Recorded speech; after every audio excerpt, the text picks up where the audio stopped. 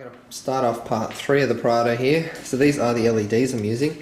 So this is supposed to be a 2 meter strip. I think they're 75. But this is a little Bluetooth controller. So these auto default turn on white like this. Even though it might come off a little blue on camera, this is white. That's just a little kit. It's just an eBay kit, but no one else, none of the suppliers actually did a Bluetooth version of what I wanted. So this is RGB. Bluetooth controller, and then on your phone you can just change it all. So I'll show you that now. On our phone here, iPhone or Android, and we can just change it to any color we want. So it's pretty cool. So whatever I want, and then we can also, you can go into functions and everything, and it can do different fades and stuff like that. We can even go and do strobes. This is actually a really fast strobe, and the camera's doing it as like some kind of weird wave. That's pretty funny actually. The other one it does is, as you can see as I'm talking right now, it's flashing, so it actually does a music one as well, so it'll pick up microphone as well, which will be cool when it's obviously got subs thumping away. Now here's the port in the box. Obviously it still has its brown paper on it, but I just thought I'd slide it in, give you a look. That's the Perspex port, and the gap at the back is 4 inches, which is the gap obviously of the width of it, so it's not going to muffle it at all. And yeah, that's how she looks.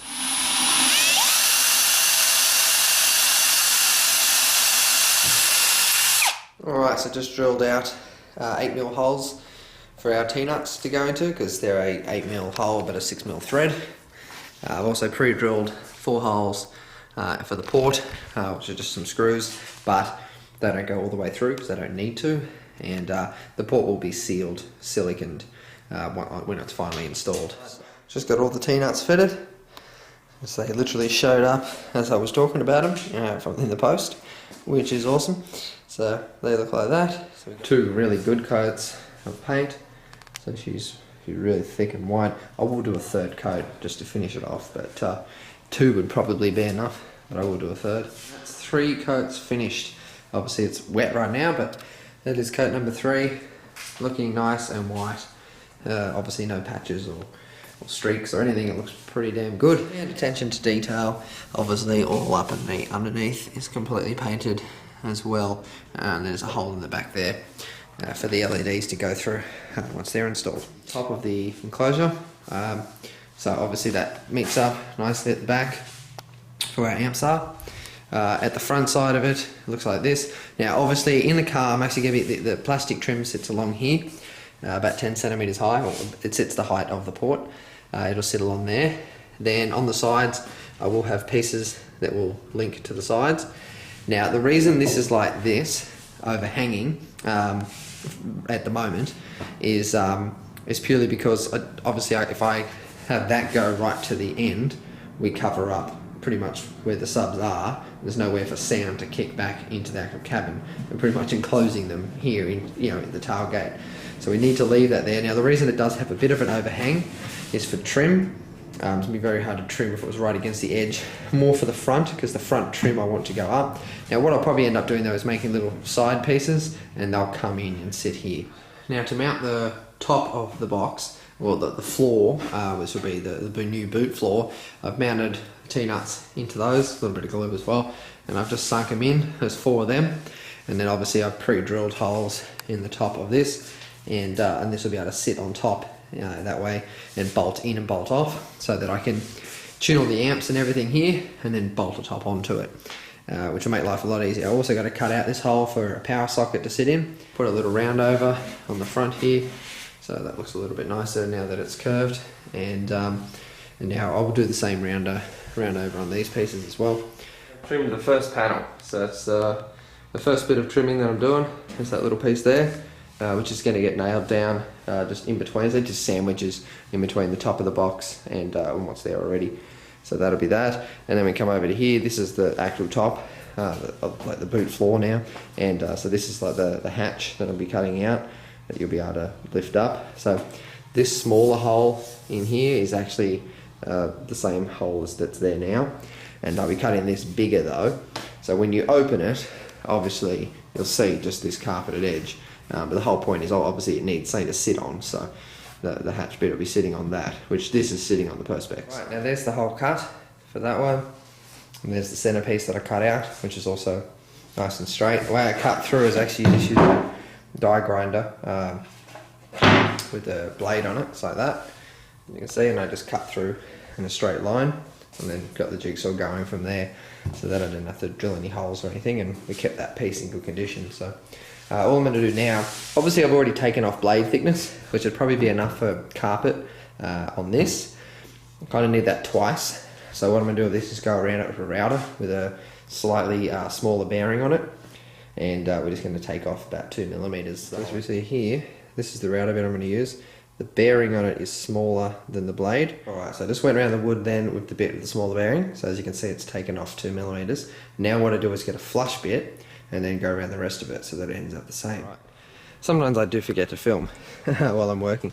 This is the hatch part that'll flip up. Now, what I did to trim this is, because obviously it has to flip up, so it has to look good from both sides, is I put a groove, as you can see, just there. It's about a 1/4 inch groove all the way around. And what I'm actually doing now is I've got just speaker wire, well, actually a power cable. This one's a thick power cable, and I'm wedging it in the groove. So I've already trimmed into it, and now I'm wedging that in there, and it gives it a nice black line, but it's also going to hold the carpet in. And over on this side, I've even got it, I haven't pushed it in yet, as you can see I've just got to there. It's even going to be holding in the little handle, so you can pull the wood up. Alright, and there is that panel finished. That came out as good, or better than expected. So that'll be able to pull up and lift the top. And then the join is at the back, which you can adjust there, and otherwise it looks like that. So just makes that a pretty neat, simple panel. But there's no carpet join. Right, now we've got the big top panel and a piece of carpet for it. So we're going to trim that and get that out of the way. Right, and there is our boot floor finished and made. So that's all trimmed. Obviously I also trimmed up underneath at the front because that's going to overhang on the box. Obviously also trimmed the hole under, well, I'm not going to lift it up, the hole underneath of the back up until where it meets the back of the wall. And then we've got our insert. So insert just like that. And then I did modify this. I did actually have to put some nails through it just to keep it in, because it is a decent lift. So if I put the knee on it, it's that snug. But being that snug, it looks really good when it's in. Like it seals up really nicely.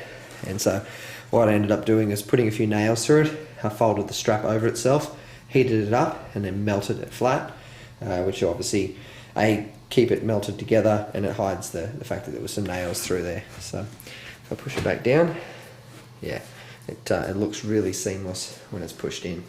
So yeah, it's pretty good considering it's a pull-out panel. So the plug sits in there.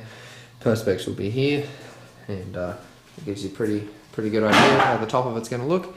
And obviously I just got to trim the rest of it in the same kind of grey. So that is it. I was going to put grills on the subs, but no one makes a grill that I can find so far that actually fits over them, that's going to clear the X-Max off. These are the terminal cups for the box, as you can see. So I've just done them pretty neat. There's a white heat shrink over some 12 gauge speaker wire. There's obviously a run of 12 gauge to each coil, so that'll be more than enough for powering them. And anyway, it looks pretty nice and neat. After getting that all trimmed up today and finished off, and I've just also put in the gasket for the window as well, which is just a stick-on foam, and obviously just peel that side off, and it's just a foam backing, about 2mm thick, which will just give it a nice seal, and obviously it screws on as well. I'm going to call that a day and call that the end of part 3, and yeah, definitely getting there, almost finished. As far as, I mean, it doesn't look it, but it's really just trim now, and just got to install the LEDs in the top of the box. But definitely getting there. You know, guys, stay tuned for more. This thing should be banging in a week or two. Alright, I got a new sub here.